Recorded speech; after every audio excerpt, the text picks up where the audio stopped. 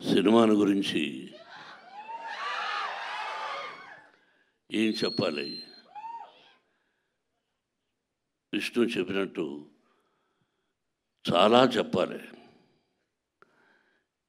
ఇది ప్రజల సినిమా, మీ సినిమా. ఈ తరానికి ఏ తరానికి ఈ సినిమా ఎప్పుడూ కొత్తదే. భక్తిభావం, ఆ భక్తి ఎలా వచ్చింది, ఆ దూర్జటి మహాకవి ఎలా రాశారు, శ్రీ కాళహస్తీశ్వర మహత్యం అంటే ఏమిటి, దాన్ని ఇంతకుముందు ఎవరు తీశారు, మళ్ళీ ఏమిటి కొత్తగా చూస్తున్నారు వీళ్ళు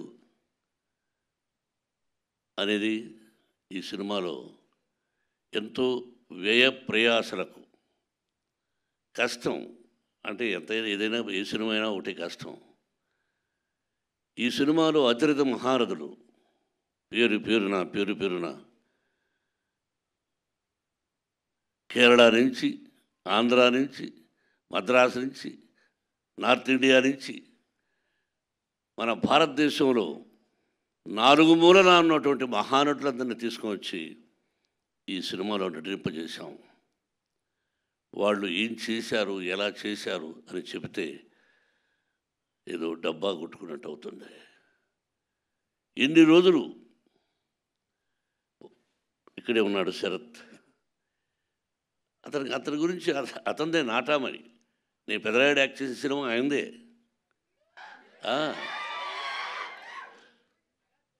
ఆయన ఒక రాజ్యసభ సభ్యులుగా ఉన్నారు.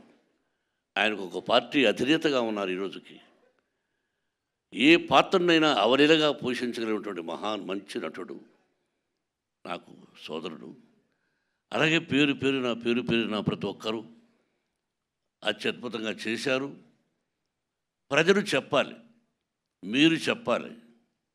ఈ టీజర్ చూసిన వెంటనే ఇది ఓన్లీ భక్తి చిత్రమే కాదు, అన్ని రకాల విష్ణుబాబు చెప్పినట్టుగా ఒక చరిత్ర, భగవంతుడు, పరమేశ్వరుడు, అంతే.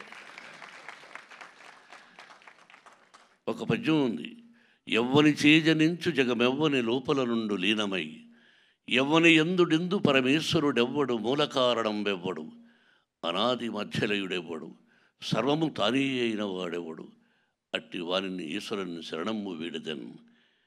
అంటే అక్షరం ఎక్కడైనా అక్షర దోషాలు ఉండొచ్చేమో. ఇప్పుడు పెద్దవాళ్ళ శిక్షలో చదువుకున్నాం. మనందరికీ పరమేశ్వరుడే, బ్రహ్మ విష్ణు మహేశ్వరులు ఎలాగో పరమేశ్వరుడే అంతా. ఆయన ఆజ్ఞ ప్రకారమే మనం అంటుంటాం ఇళ్లలో, శివుడి ఆజ్ఞ లేనిది సీమైనా కుట్టదని సామెతలు మనం వింటుంటాం. మన అమ్మ నాన్న చెప్పారు అంతే. ఆయన పర్మిషన్ లేనిది ఈ సినిమా తీసుంటాం. ఆ భగవంతుని ఆశీస్సులతో సినిమా తీసాం. మీరు ఇంకా ఎన్నో ఫంక్షన్స్ చూడాల్సి వస్తుంది కన్నప్ప ద్వారా.